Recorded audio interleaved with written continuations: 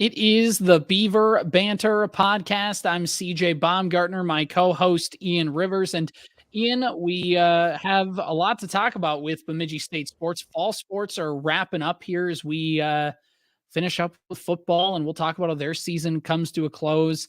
Not a great weekend for men's hockey, women's hockey, and women's basketball didn't play. Overall, I mean, there's some positive things to talk about. There's some good things to talk about, of course, but overall, kind of it was just really a tough Saturday for over at Bemidji State University. It was a tough Saturday and a tough weekend in general. I mean, you're coming off Thanksgiving, you're feeling really good, man. You're feeling really good.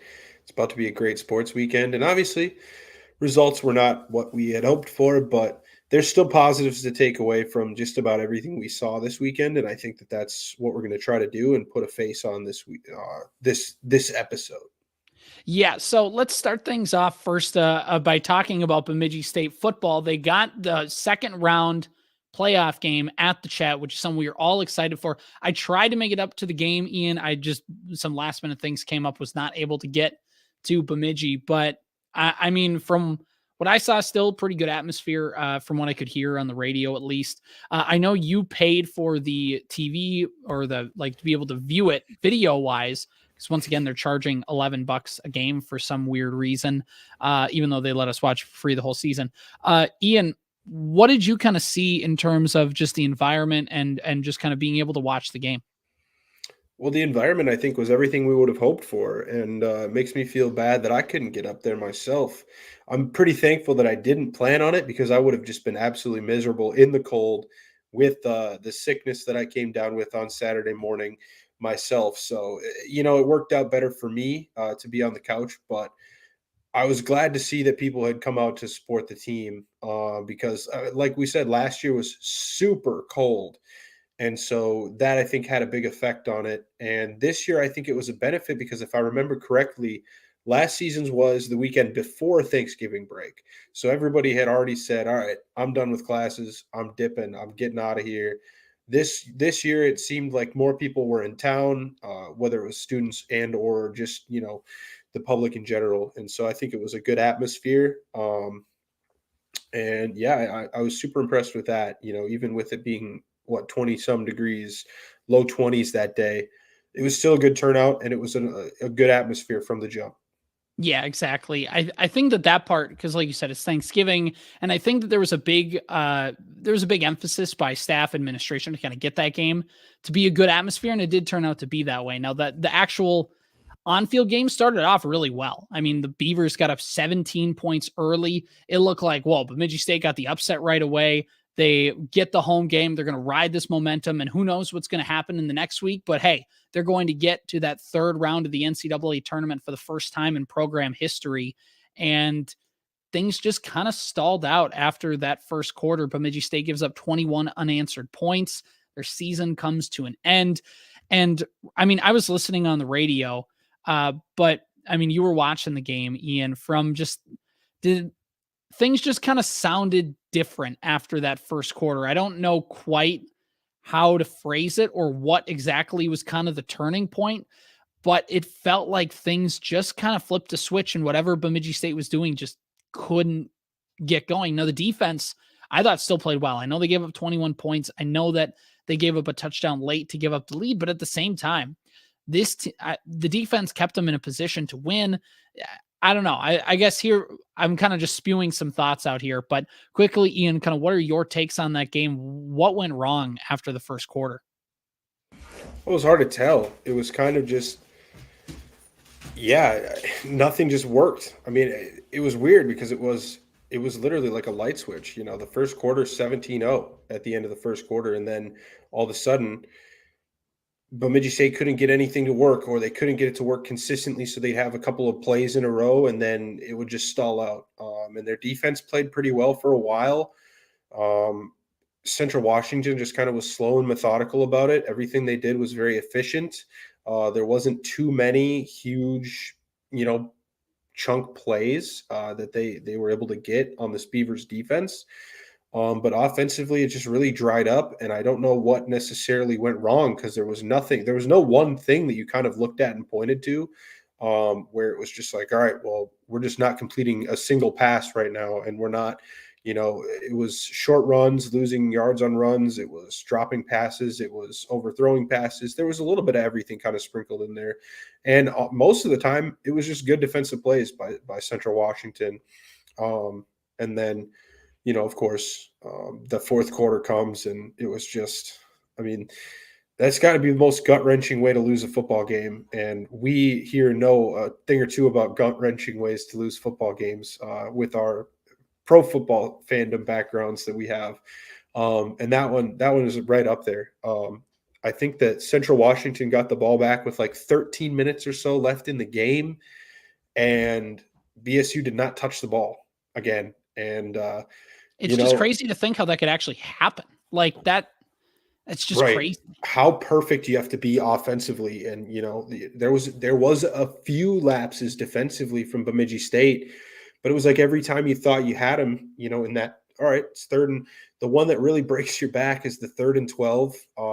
And, credit to them, because I think that the expectation is probably they're going to try to be aggressive and try to pick it up through the air and keep the ball in their possession, but they pick it up on the ground. 3rd and 12 that they really should have no business picking up. And then from there, I mean, that they just kept wasting the clock. And there was an instance, I believe it was 4th and 1 or something like that late in the game. And they went for it and they got it just barely. But yeah, it's tough to not get the ball back. You'd like the offense to at least get a chance, to try to win the game. Which they had plenty. It's not like they did much for the entirety of the second half. It's very different from that Bills-Chiefs playoff game from a couple years ago, where it's like, well, it's just last team that touches the ball scores, but you still would like to have the ball in your hands, at the very least, when the season's on the line. But yeah, it just wasn't the Beavers' day, man. I think it was mostly just Central Washington. I don't know if they were not ready for the game, if they just weren't, used to the time zone or something like that. But that first quarter was pretty ugly for them. It just took them a little bit to kind of get their feet set. And once they got comfortable, they really just kind of played their style of football. And like you said, they played keep away for 13 minutes. In any football game, to go on a darn near 13-minute drive, that's almost a quarter of the game. And they were able to do that. And like you said, it's a great effort by Central Washington. It's just the constant backbreakingness for the Beaver defense. Like every time it looked like they had them in a position, they just couldn't quite get one more stop. And that's the thing. When you have a team like Bemidji State, when Central Washington got the ball back, the thing is like, okay, you know what? We can give up a couple first downs. Just don't let them get into the end zone. Like we'll get them a stop. What are the odds that they are going to do this? And it's like 1 in a million. I mean, like a 13-minute drive in the fourth quarter of a playoff game is just never going to happen. I can't think of many 13-play drives. I've been watching football since I was 7 years old, and I can't remember many play drives that have taken almost a whole quarter. And, you start, like you said, it was a great punt. Was it a punt or did we turn the ball over? I can't quite remember.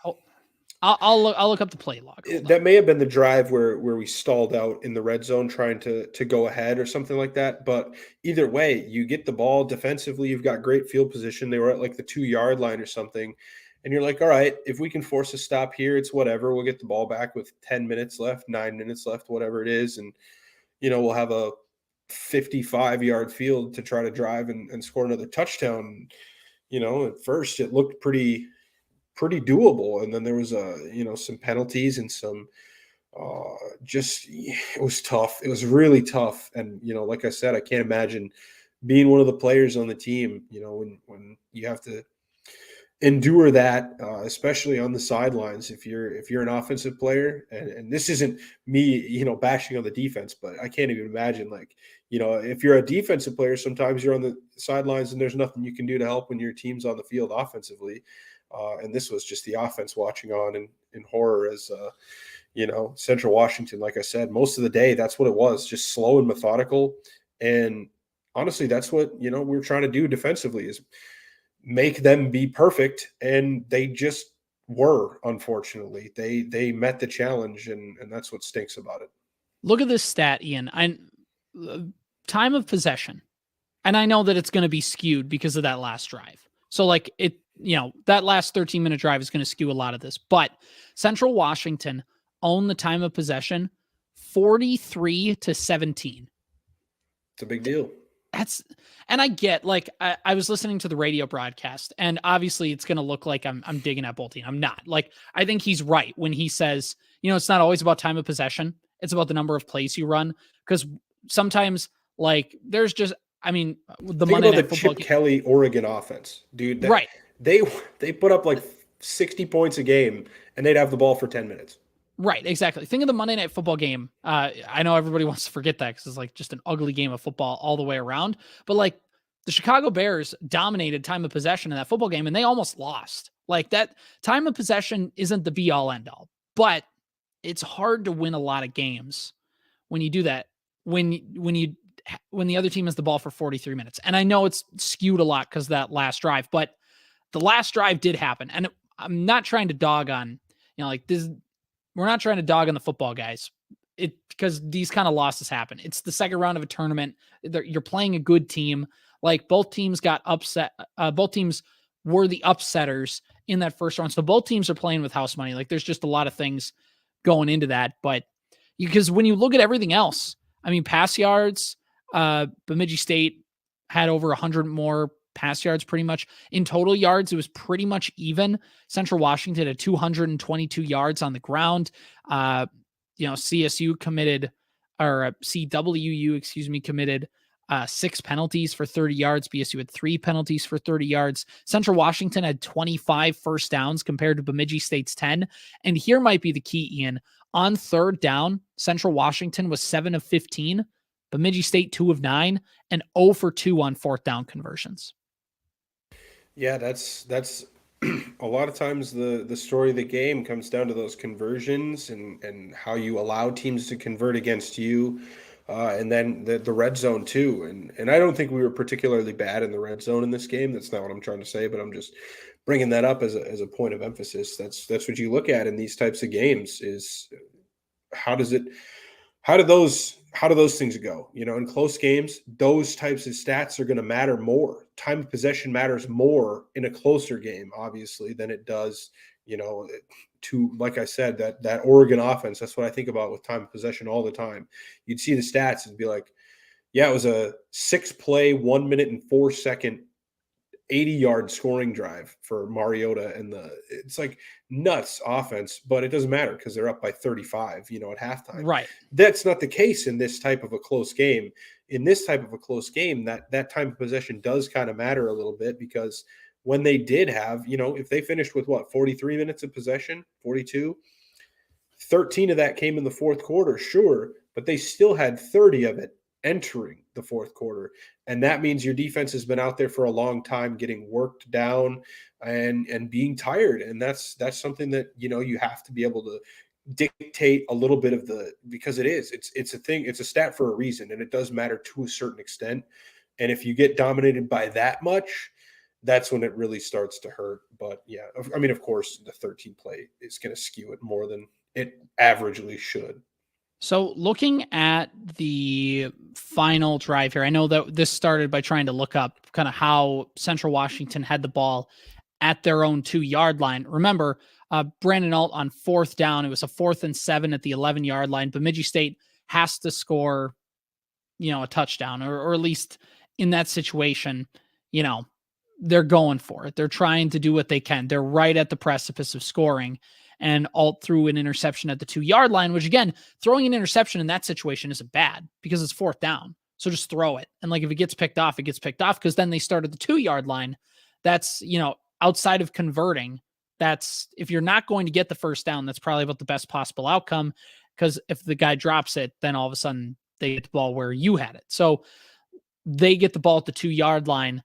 And that's kind of the double-edged sword of like, let's force them to drive 98 yards, or let's force them to drive even 70 yards and get all the way down the field. And they just were able to do that. I know we just talked a lot about time of possession, Ian, but this might be the stat that probably bears the most weight.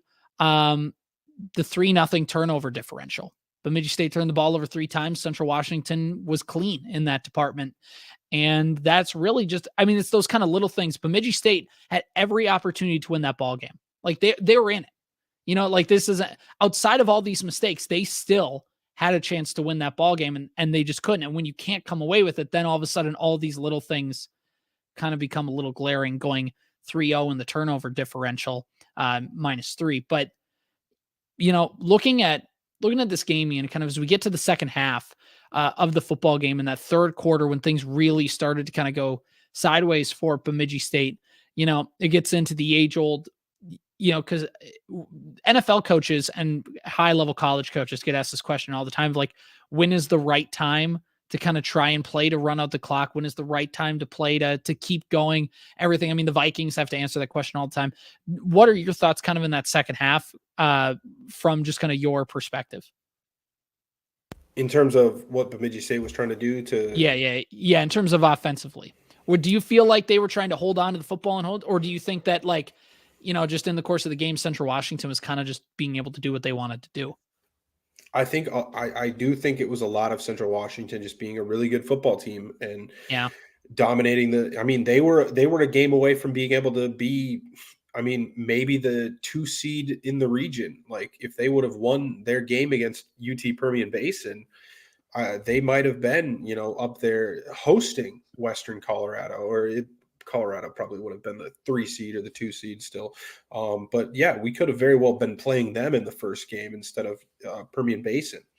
So they're still a very good team. And I think it was just them kind of getting what they wanted and forcing mistakes. I don't know if it was necessarily, I mean, there was the one interception, I think that by Alt that really shouldn't have happened, which is, you're under duress and you just kind of throw the ball instead of, you can take a sack there. I think it was still the second quarter, and it's like, you really don't need to just throw the ball and hope that something happens. Just take the sack. You've still got a 17-point or 10-point lead if it would have been at that point either. And just, take the sack, punt the ball away, whatever has to happen. But you throw an interception and give them a really short field and they score off of it. But yeah, I think it's mostly just Central Washington dominated the course of the game because they're, like I said, they're a pretty good football team. And when you play against a good team, even if you are a good team, I mean, it happens every week at the NFL level.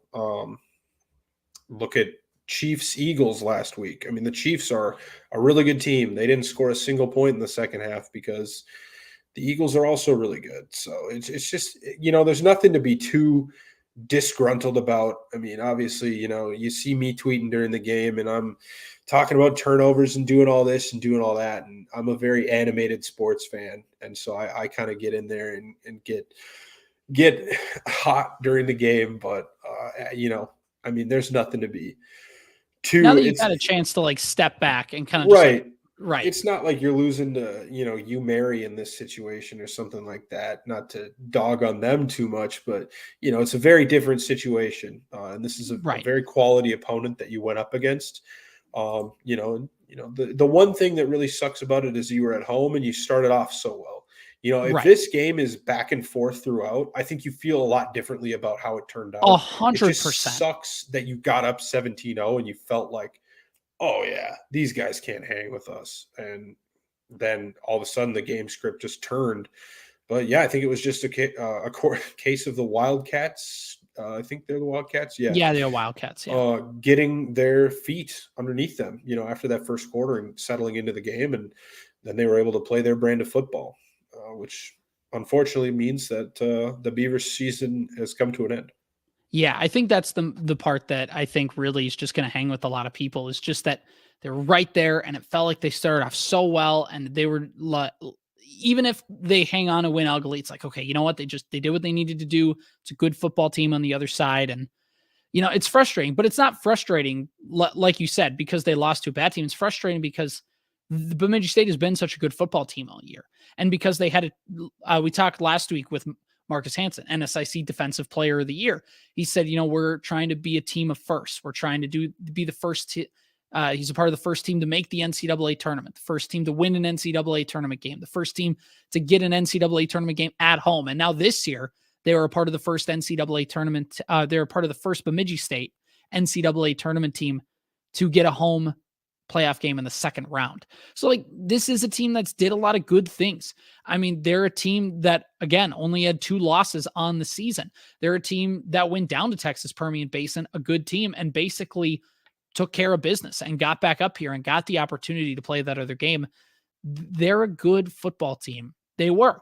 And it's just frustrating because it's done because darn it, I wanted to watch these guys play again another week because they've been so good and it's been such a fun brand of football all season long. And I think now is kind of when we roll into the postseason a little bit here, Ian, this football team is going to look a lot different. And I know that we're just kind of thinking, at least on the terms of Brandon Alt, because I mean, he's just been the signal caller. His presence has been in that university for such a long time. And the things that he and the other seniors too, like it's going to look different no matter what, because you're going to have a different quarterback, but there's so many other seniors and there's so many other upperclassmen. There's so many people who helped put this program kind of in the spot it's into the best it's ever been. And it's going to look a whole lot different next year. And before we kind of talk about next year's team, Ian, what do you have to say just kind of about the guys that are now done suiting up and putting on the pads for the Beavs? Yeah, I mean, you could say the same thing about the seniors last year too, where they're the the seniors first the year guys. before. Yeah, they're the first guys that have been there and built that foundation. And now these guys, every year it gets more and more relevant because these guys have been there since they were sophomores now doing this type of thing. And so what they've done for this team and to help them get to the spot that they're at, I think just makes it more sustainable going forward. And I think that's one thing we touched on is in years past, you see Brandon Alt out there on offense. Sometimes it seems like he's playing hero ball. It's like, yeah, the defense gave up 42. We need to score 52. That was not the case this year. I mean, and I think last week's game against Permian Basin or 2 weeks ago now perfectly encapsulates the fact that I think Bemidji State is playing a brand of football at this point that is sustainable and that can get you, back to this type of success in the very near future. And yeah, they'll have to figure out what to do at quarterback. We've had a very solid head on our shoulders at that position now for quite a while. We're going to have to take that next step and find the next Beaver quarterback that steps up. Whether that's McGath stepping into that role or whether that's, one of the underclassmen that they've recruited or a transfer that comes in. I'm not sure what that'll be. And I'm not sure even the team knows, but yeah. And then defensively, I think too, losing guys like Max Baduras and Marcus Hansen, and I know there's more seniors that I'm thinking of right now. But yeah, I mean, just these guys that have built this foundation for Bemidji State football. This one game does not diminish what you've done over the course of the last 3 seasons, especially. But yeah, I mean, it would have been fun.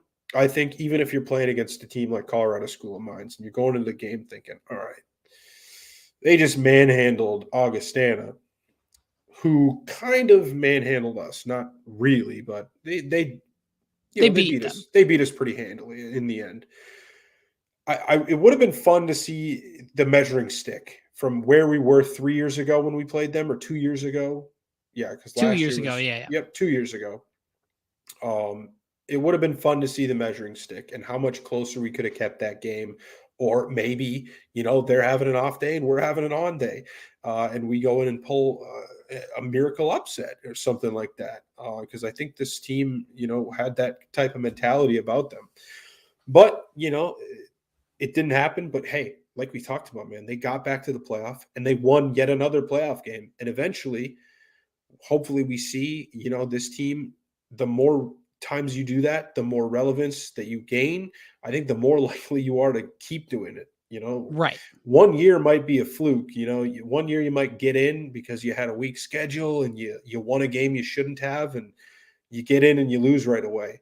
That doesn't necessarily mean you're a powerhouse program. This is 3 years of getting in, winning games, and getting to the second round. And of course, this year it stinks because you had that home game and against another team that pulled an upset and you felt like you had a chance.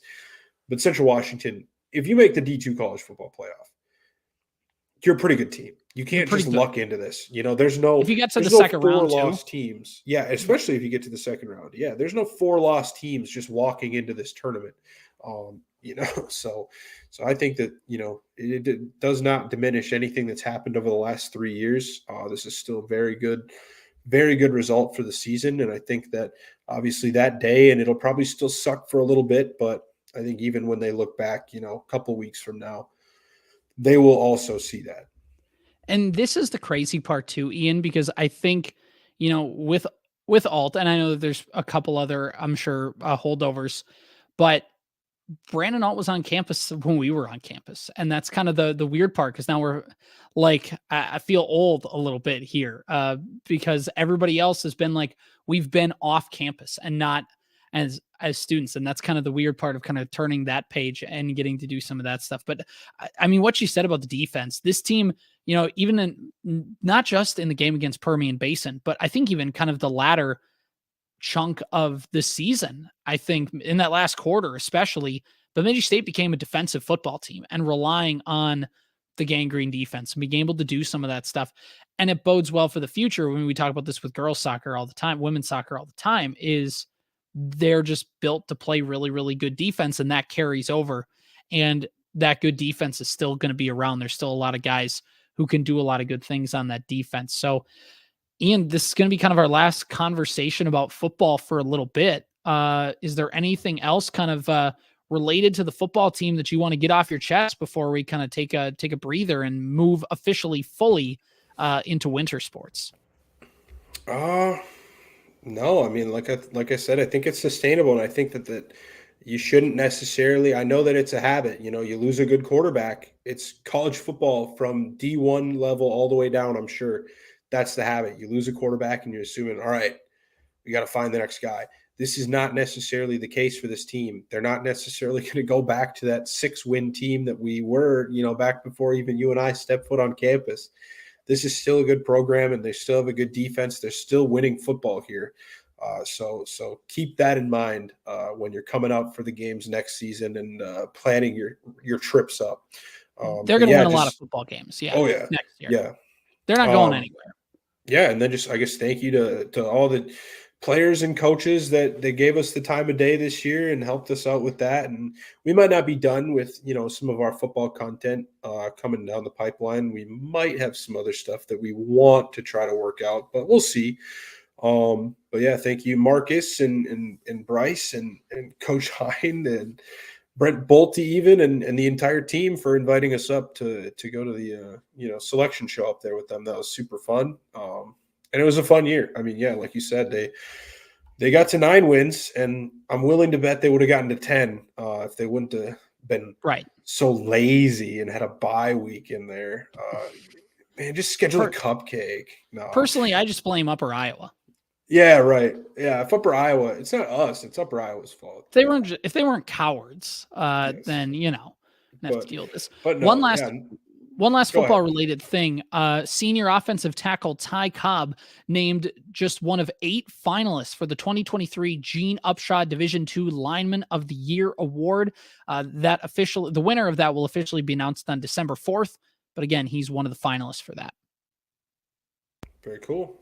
So there you go. That's our last football kind of thing we have for a while. We talked a lot about football, but deservedly so because they've driven a lot of the content for this first half of the school year, getting to talk about some of this stuff. So Ian, let's turn the page here a little bit. Unless you want to do around the NSIC one last time, just to go over the Augie score. I don't have it pulled up in front of me, but I know it was not pretty. Augustana kind of got boat raced in Colorado. School of Mines a lot, Augustana little. Yeah. That's pretty much how that works out. Let's talk a little bit of men's hockey and just kind of keep the thing rolling of teams that played over the weekend. They went to the Ralph to play UND. We always number 1 team in the country. We knew that this was going to be a tough weekend. Bemidji State played well to start out. They got an early lead on Friday night. It looked like they were maybe going to come away getting an upset win over the number 1 team in the country. And then things just kind of fell apart late. UND was able to tie it, take it to overtime. And I'm not an elite hockey mind, Ian. I'm not somebody who can tell you the X's and O's of a hockey game or really can give you a ton of like good strategy stuff. When I watch a Minnesota Wild game and a guy gets the puck anywhere close to the net, I'm the guy yelling, shoot it. Like that's kind of where I'm at in terms of just like trying to really get to that second level coverage of hockey. But from what I've heard from people that we've talked to and just kind of seeing social media, that end of the game, that overtime period, what kind of is your take on it? I know there's been some people online that were saying Bemidji State maybe a little too like playing defensive minded in that overtime period. Should they have been more attacking on offense? Or is it just kind of, look, you're playing the number one team in the country and they're just kind of going to do number one overall team in the country things? What's your outlook on kind of that late game situational hockey against UND at Grand Forks? Well, I kind of agree with you know, yeah, it's the number one team in the country, and sure they're going to get theirs, but Bemidji State's been pretty abysmal in overtime in general this year. I don't know that they have a win in overtime outside of a probably still They had winless Army team. I was going to say the Army team. Yeah. So yeah, against a winless team, you have an overtime win, but otherwise they've been pretty abysmal, and I think it's honestly, sadly, on the coaching decisions because, yeah, they go a little bit defensive minded with their lineups, and it's 3-on-3 overtime. There's not much defense out there, and especially maybe when you're on some of the bigger ice sheets out there in college hockey. And especially against a team like North Dakota. What you want to do is win that faceoff and keep possession of the puck for as long as possible. We talked about possession a lot in football. Overtime in college hockey and in the NHL even, possession is what is key. You want to keep the puck, and Bemidji State wasn't able to do that. I don't believe they even touched the puck in this instance. So it's just a frustrating decision to have the players out there that were out there, I think, from some of the fan perspective. And full disclosure, I did not watch either of these games because of what I had going on and the fact that, it's not on Flow Hockey. So I just felt uninclined. You don't feel like subscribing to another subscription service for one weekend of hockey? Whoa. No, I really did not, unfortunately. But yeah, I mean, Casper Magnuson and Jackson Jutting adding to the scoring sheet in the first period. And then really what sucked is that Jutting got hurt on Friday night. That was big. Yeah. He missed the remainder of the game. I think that was in the third period. And then he was out on Saturday, of course. I don't know how much we'll talk about Saturday's game because it's just a 5-0.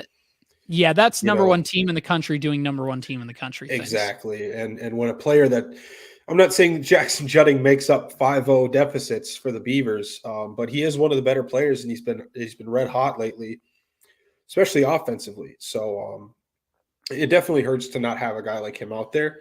But yeah, that's more of just North Dakota's going to get what North Dakota wants in that matchup. But at the end of the day, I don't want to say this because it's not really true. These games don't matter at all. They do, right? Because, if you look at a season like last season where it didn't go the Beavers' way and you didn't have playoff success, what you can look at is say, well, we beat the number 2 team in the country, St. Cloud State. That's a win. And we swept Minnesota State in Mankato. You don't have that win. It would have been nice to get that overtime win against North Dakota, at least to have something to hang your hat on if you can't turn the rest of the season around. But with the way the CCHA is going and the way that the conference looks right now, these games don't mean a damn thing for you, one way or the other. Mm-hmm. So don't get too defeated about these losses because the Beavers are currently still sitting in second place in the CCHA. Obviously, these didn't count for any points for us. But now some of the teams have kind of caught up. I mean, when we talked to Lucas, we were kind of out in front with 8 games played. Nobody else had played 8 games yet. We're 2 points behind St. Thomas, and then we're 1 point ahead of Michigan Tech and Northern Michigan. But most of the teams now have played 8 games. There's 4 teams that have played 6 games. And most of those teams are still at the bottom of the conference, Michigan Tech right below us. So we're still in a competitive race here in the CCHA. And I think that's what you got to look at going forward because, yeah, it would be great to have a win against North Dakota. And especially, again, in a game where you feel like you probably should be able to take points off of them, pairwise points. It didn't happen. That stinks. But at the end of the day, it doesn't affect the goals of the Beavers right now, and that is winning McNaughton Cup, and then once the playoffs start, we'll focus on winning the Mason Cup. But for right now, I don't think it matters that much to me. Yeah, no, I mean, you bring up a good point is the fact that the CCHA is so wide open. This is going to be a one bid conference again. So really it's going to come down to whoever wins that conference tournament. And really, like you said, that, even if Bemidji State would have swept UND, there's still, and the season just kind of went along how it was going to go along, Bemidji State still wouldn't get into the NCAA tournament. Like it's going to come down to whoever wins the CCHA this year. And Bemidji State still has a good opportunity to do that. One thing about the games over the weekend, Kyle Loft has his second consecutive CCHA Defenseman of the Month award. So he continues to be doing some good stuff just continues to be doing some good stuff, kind of that shining star on the defensive side of things. He recorded 11 points off 3 goals and 8 assists to lead all league defensemen in scoring during November and was twice named the CCHA Defenseman of the Week and posted 2 3-point efforts, both of which came in the Beavers' comeback victories against Michigan Tech and Mankato. He recorded a point in 6 of 8 games during the month, including a 4-game point scoring streak from November 3rd through the 11th. He had 24 shots on goal, blocked 6 shots defensively, and held an even rating on the ice, according to bsubeavers.com. So again, that's kind of the bright spot. The thing is, Bemidji State hasn't had everything come together. Ian, does it feel like it's never going to come together, or is it like, things are going to come together pretty quickly? Like once this starts happening, Bemidji State can rattle off some wins here because they have Lake Superior State coming up this weekend. Well, here's the thing for me is it seems like things are starting to click a little bit better. Obviously, the 5-0 game against North Dakota does not look good, but I didn't expect it to look good, right? It seems like we're very slowly starting to put things together. Matthias Scholl might be back by the next series. Of course, the Beavers have a bye week this week. Right. At home against Lake Superior State the following weekend. And Tom Serratori said they're hopeful that he is ready for that game. What does that mean? Maybe nothing. But I honestly think with some better goaltending, this team might actually have a little bit more momentum. I mean, if you don't start some of these games down in the holes that you're in, how does that affect how some of these go? You know what I mean? Like, as much as it is, we talked about, as much as it is like, yeah, it's mostly piss poor defense at times and not necessarily all on Gavin Enright. How many times do we have to look up at the scoreboard and see one shot, one goal? You know what I mean? Like, how many times can you possibly, it's bad defense, but at some point we got to make saves too, guys. Maybe if Scholl comes back and can shore that up a little bit, we're looking at a better team and we're looking at a little bit better result. What scares me is the year 2024 after the Christmas break because, the last 2 seasons, that's kind of when things have spiraled out of control. And I don't want to see this team get any worse than they already are. You know what I mean? They're already, by the way, in January, they're on the road for the entire month. Yeah, they don't play a home game in January. And to be fair, they only play 2 series in January. Right. So there's really not much hockey. It's been kind of fast and furious here through October and November. There's really not much hockey between December and January. There's only 10 games until February 2nd, between now and February 2nd. That's crazy. It's a good chance to smooth over some of these things, and it's a good chance to get your starting goaltender back as well. Get healthy. Maybe, we don't know what the severity of Jackson Judding's injury, but hopefully that, can give him some time to get back to get healthy and get ready. So, but yeah, I think that we've still got a lot of hockey in front of us, and I think that you slowly are starting to see things get a little bit better and things are starting to work themselves out. offensively, at least, especially. I think we're getting a little bit more consistent. You would think, and maybe that's me talking out of my ass, but we'll see. I mean, I'm really just curious to see a couple straight weekends. Obviously we got a bye week, but it'll be a couple straight weekends at home, Lake Superior State, Bowling Green, teams that, you should be taking the majority of the points from both of these series at home if you want to be serious about contending for a McNaughton Cup. So I guess we'll touch on those games more next week. But yeah, I mean, it's just kind of a play it by weekend type of thing for the Beavers right now. That's how it's going. Yeah, exactly. And things will kind of take shape as the season goes on, like we talked about, like you just mentioned. I mean, we had a completely different vibe about last year's Beavers team 12 months ago. And then as soon as the calendar flipped, it became something different. So there's still a lot to talk about. And there's still a lot kind of that we just have to literally just wait and see for things to kind of develop with that. Moving on to women's hockey, they had a bye last week, and it doesn't get any easier for them. They returned from their bye. They're going down to Ritter Arena. They're going to play the Gophers, number 3 in the country in women's. Ian, obviously, could you pull out a point? Could you pull out a whatever? Outside of anything from like a score perspective, what are goals that the women's hockey team is going to need to do this weekend? I think just keeping games closer like they kind of have so far this season. I think that's been a benefit that we've seen compared to last season's team.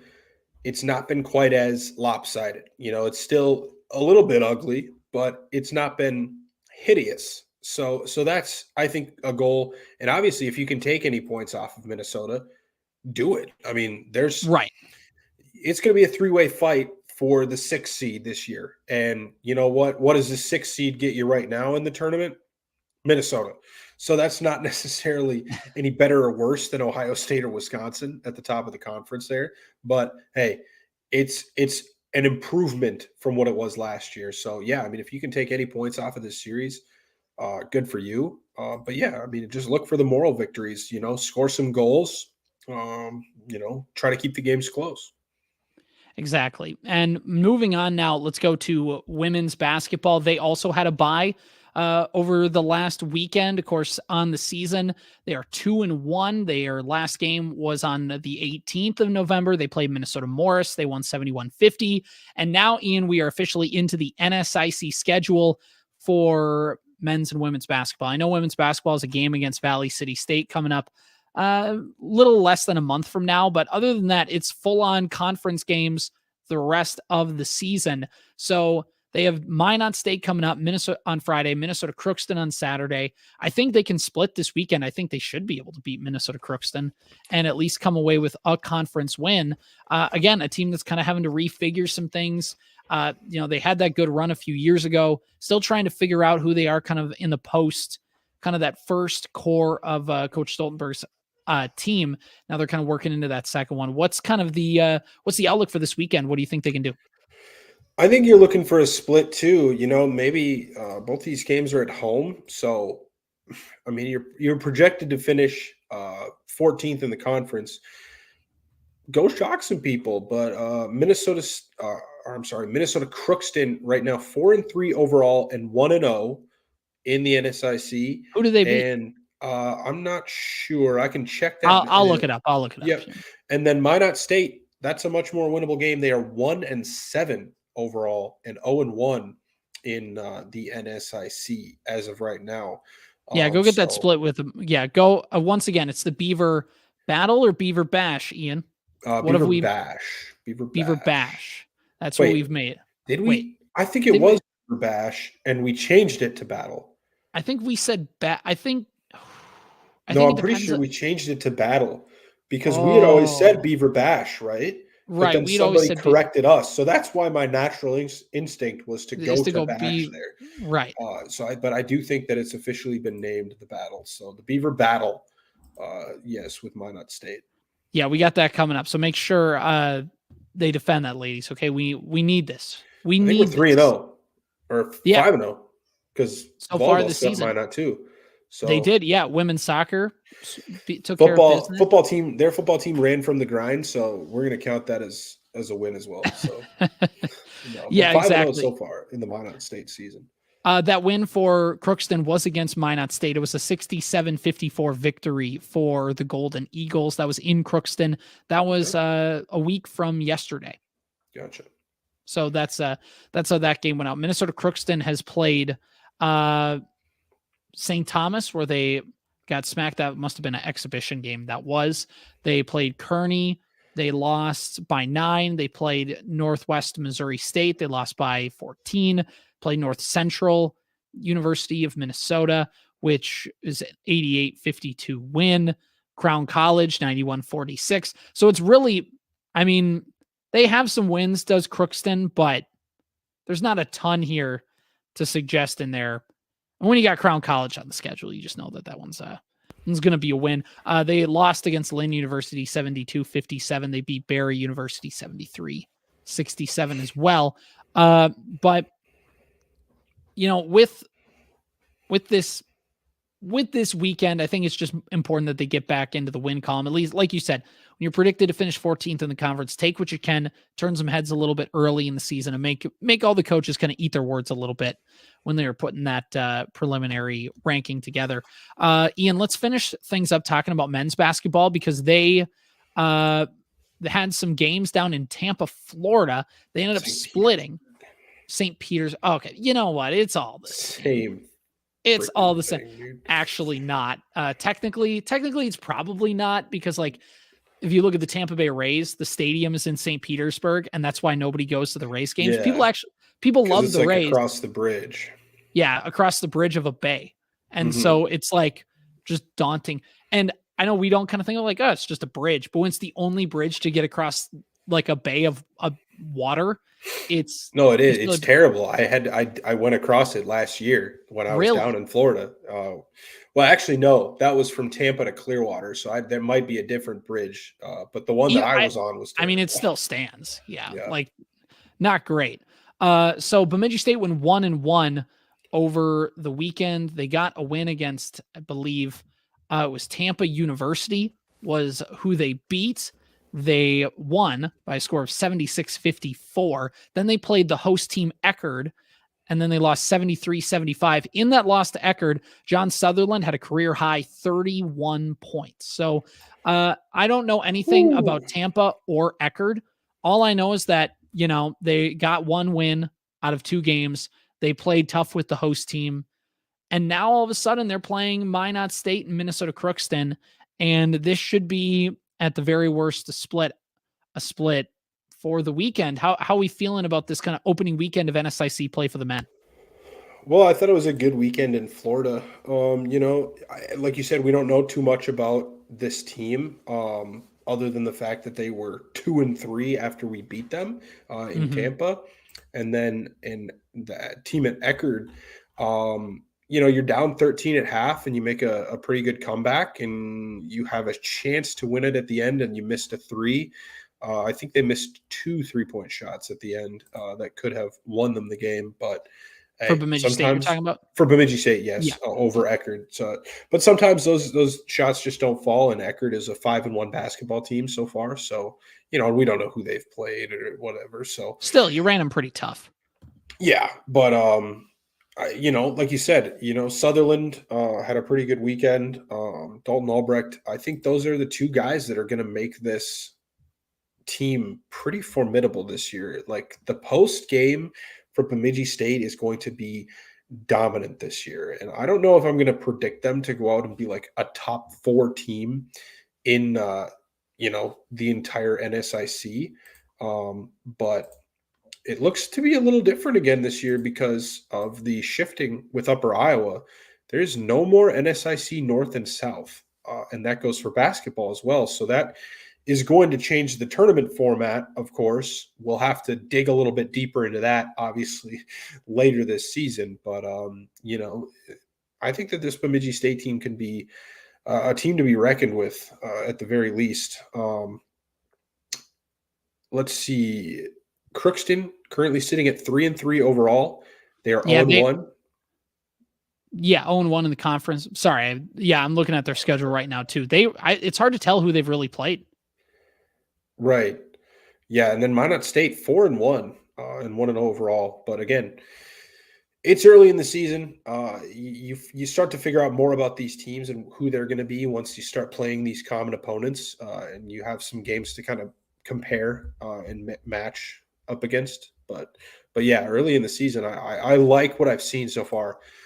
And some of the games have been against pretty weak opponents in Northland and Oak Hills Christian, but I like what I've seen from the BSU men's basketball team so far. Well, and it's not just that what we've seen so far. It's that the things that we've seen so far this year are a carryover from the year before. And momentum, as we've talked about, momentum doesn't necessarily carry like, oh, this team was really good last year. That momentum carries over into this year. No, it doesn't. That doesn't carry over. But the things that they did last season, repeating a second time, just bodes well for the feeling for Bemidji State men's basketball. It should be a good weekend. And dare I say, I'm not saying that they will, but a sweep is in play this weekend. And that'd be just a nice way to kind of make your little statement at the beginning of the season for the conference. Yeah, I think a sweep is absolutely in play. And, there's no hockey this weekend on the men's side. And women's hockey is in Minneapolis. So if you're up in the Bemidji area, go watch some hoops, because I think women's is at home as well, right? Yeah. They're both right, because both the men's and the women's travel together. They travel together, and there's travel partners and that whole thing. The interesting thing with this, I'm not sure how they shook up travel partners, because Upper Iowa was not in the conference, and I think their travel partner was Winona. So it'll be interesting to see, because normally Bemidji State's travel partner was Crookston, but now it looks like it's Minot, because that Minot and Crookston are both playing Bemidji State this weekend. So it's interesting to kind of see. If you look at the schedule, they're going to St. Cloud. Both looks like Crookston and Minot are going to be playing in St. Cloud. So again, maybe I'm reading too much into one weekend. Are Bemidji State and St. Cloud State travel partners now? They could be. It's weird because there's like a weekend where we play at home against Mary and then at St. Cloud. Right. I'm trying to look through for like the one game where we just have like one opponent, and it looks like there's not too many of them where that kind of happens. So it's weird. Yeah. Cause like that's normally how you would figure that type of thing out. So I don't know if it's Minot State or if it's Crookston, because you would think Minot might still be with like Mary, and we would still be with Crookston, and it would just be like Winona's just unless Mary theoretically goes with Northern or something like that, or not Northern, unless Mary goes with why am I blanking on this school? Either way, there's nobody else out there. Yeah. I'm trying to. It's interesting. It's really weird. Augustana, unless Mary's going with Moorhead. It looks like Moorhead and Northern are still paired up, because that'll be next weekend's action. We'll be out there playing Moorhead and Northern State. So I guess I can do one thing very quickly to try to get to the bottom of this and look at the overall composite schedule for the NSIC, since I already have it up. Yeah. And look at next weekend's action. Who is also playing with us in Moorhead? St. Cloud State. So it looks like it might be St. Cloud State, and it might mix match, based on the weekend and who's going where. But definitely tough to figure out. And they did a good job getting Jamestown in, and hopefully they can kind of mix some travel partners around. And of course, that'll be a couple of years from now. But just a confusing. I would not want to be a schedule maker for the NSIC this year. No, and that's why they do travel partners, is to make that scheduling easier, and it's so that way teams don't have to travel as far and everything. But yeah, so overall, I know we were trying to do a little bit shorter show today. We always say that, Ian, before, like, yeah, we think this will be kind of a shorter pod today, and then we end up getting pushed against that hour mark again. Well, it's still about 9 minutes shorter than what it was last week for our regular show, at least. Well, we had soccer in there too, so that was one more sport into the mix. So yeah, there's a lot of stuff going on. Again, I believe now that the playoffs are over, we can just watch regular season basketball on the NSIC app. I got a brand new TV over Black Friday, 70-inch TV, and going to be able to watch some Bemidji State hoops on that. I'm ready for it. Let's do this thing. Ian, any other thoughts before we break for the week? No, I don't think so. Just, bundle up, start the transition from fall to winter, and start the transition from basketball or from football and soccer and volleyball into basketball and hockey. Basketball, basketball and hockey, you know. That's pretty much it. So Yeah. there we go. This has been the Beaver Banter podcast. We'll catch you guys